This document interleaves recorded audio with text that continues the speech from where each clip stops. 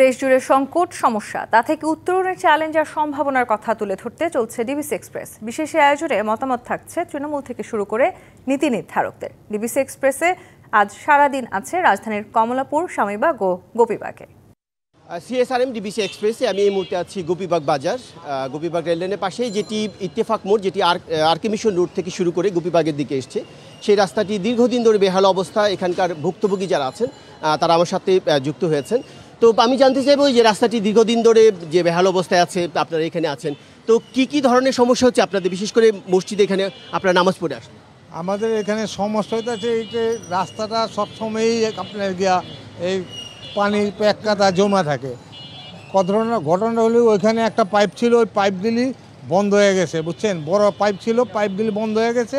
এখন আবার নতুন করে কাজ করতেছে, কিন্তু ওই পাইপ যদি আপনার গিয়া ওইটি সংস্কার না করা হয়, ওই পাইপগুলি যদি না তুলে ড্রেনের আন্ডার ড্রেনের ব্যবস্থা না করা হয়, কিন্তু কাজ চললে আপনার গিয়ে পানি সবসময় জমি। আমরা দেখছি যে যানজটের একটা বিশেষ করে যে অফিস ছুটি হয় বা সকালে যখন অফিস চালু হয়, এবং যে আন্ডারপাস হচ্ছে কমলাপুর, সেই রাস্তাটি বন্ধ থাকার কারণে একটা প্রভাব পড়ছে। সেক্ষেত্রে কীভাবে চলছেন আপনারা?